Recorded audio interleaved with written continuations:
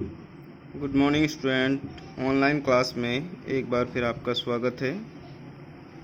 हम शांति शिक्षा एवं सतत विकास के तीसरे अध्याय व्यक्तित्व एवं सामाजिक विकास के विषय में अध्ययन कर रहे थे, जिसमें से हम व्यक्तित्व का विकास अध्ययन कर रहे थे। सबसे पहले हमने शिशुअवस्था में किस तरह से व्यक्तित्व का विकास होता है का अध्ययन किया। अब आज हम बाल्यावस्था में व्यक्तित्व विकास का अध्ययन करेंगे। चलिए शुरू करते हैं। बाल्यावस्था में व्यक्तित्व विकास, पर्सनैलिटी डेवलपमेंट इन चाइल्डहुड। बाल्यावस्था में बालक की सभी ज्ञानेंद्रियां और कर्मेंद्रियां पूर्णतः विकसित हो जाती हैं और वह शारीरिक गति पर पूर्ण नियंत्रण रखने के योग्य हो जाता है। इस अवस्था में भाषा विकास की गति बहुत तीव्र होती है। 8 वर्ष की आयु तक बालक में बोलने का अच्छा अभ्यास हो जाता है। जैसे कि हमने शिशुअवस्था में देखा था, शिशुअवस्था में बालक का उठना, बैठना, खड़े होना और चलना, यह सब क्रिया वह सीखता है और बाल्यावस्था में वह बोलने का अभ्यास करने लगता है, अर्थात उसकी भाषा का विकास होने लगता है।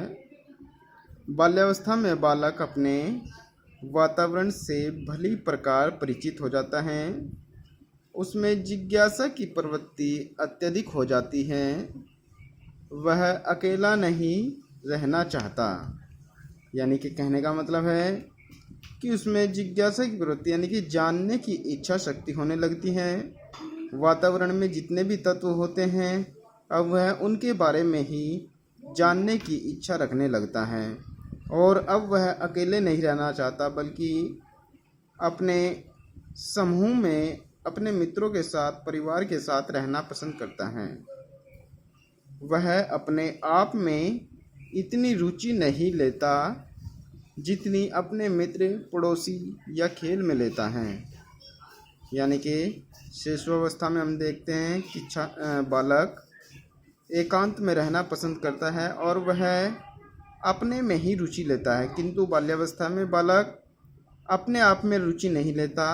अब वह अपने मित्र या पड़ोसी या अपने खेल में रुचि लेने लगता है। उसके संबंधों का दायरा परिवार से बाहर पड़ोस तथा विद्यालय के सहपाठियों तक व्यापक हो जाता है। शिशुअवस्था में बालकों के जो संबंध होता है वह परिवार तक सीमित होता था, किंतु बाल्यावस्था में बालक परिवार से बाहर पड़ोस में और विद्यालयों में पहुंच जाता है। अतः यहाँ इनके संबंधों का दायरा व्यापक हो जाता है।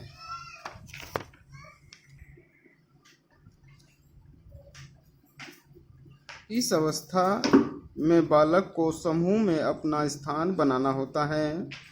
बालक जिस समूह का सदस्य बनता है उसकी अच्छाइयों एवं बुराइयों से तो प्रभावित होता ही है, साथ ही समूह में मिलने वाला कार्य और स्थान भी उसको प्रभावित करता है, जिससे बालक का व्यक्तित्व प्रभावित होता है।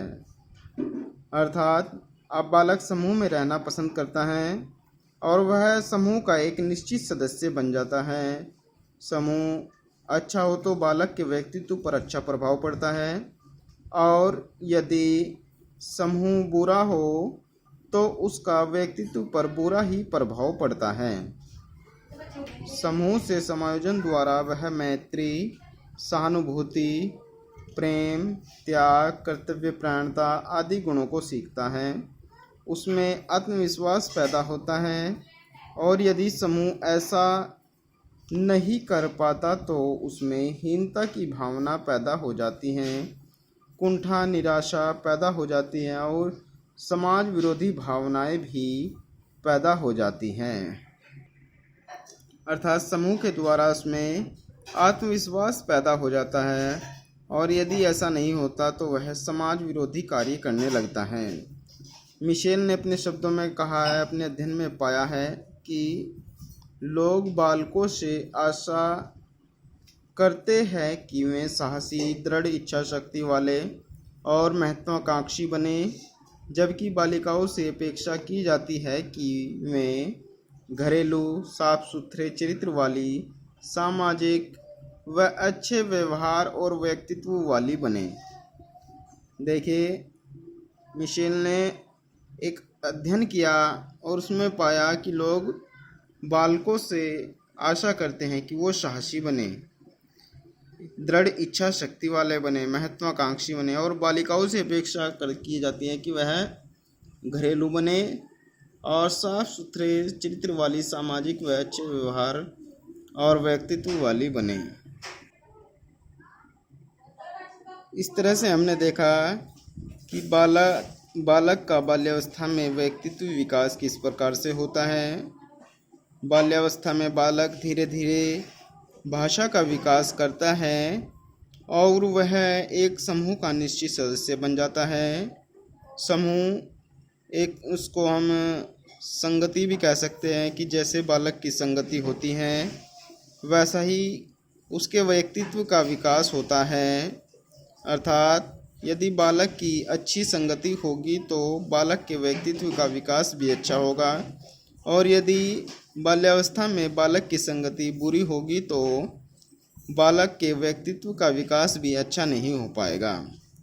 अब हम किशोरावस्था में किस प्रकार से व्यक्तित्व का विकास होता है इसके बारे में अध्ययन करेंगे, विस्तृत चर्चा करेंगे।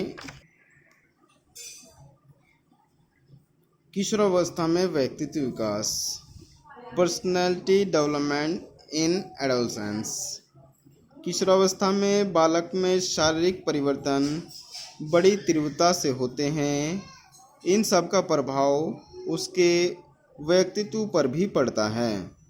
यानी कि कहने का मतलब है कि किशोरावस्था में बालक का सबसे ज़्यादा शारीरिक विकास अर्थात पूर्ण रूप से शारीरिक विकास हो जाता है। शारीरिक परिवर्तन उसमें देखने को मिलते हैं जिसका प्रभाव उसके व्यक्तित्व पर भी पड़ता है। यौवन के आगमन के साथ साथ उसमें नई रुचियां विकसित होती हैं, अर्थात जैसे जैसे वह उम्र के पड़ाव को प्राप्त करता है उसकी नई नई रुचियां विकसित होने लगती हैं। विपरीत लिंगियों के प्रति उसका आकर्षण बढ़ जाता है। मानसिक विकास की दृष्टि से भी इस अवस्था में उसमें काफ़ी परिवर्तन होते हैं। अर्थात यह परिवर्तन केवल शारीरिक रूप से ही नहीं होता बल्कि किशोरावस्था में मानसिक रूप से भी अनेक परिवर्तन होते हैं। विचार करने की शक्ति और चिंतन के तरीकों में भी परिवर्तन होता है। वह कल्पना जगत में विचरण करता रहता है, अर्थात किशोरावस्था में बालक कल्पनाओं में खोया रहता है। वह आत्मनिर्भर और स्वावलंबी बनना चाहता है।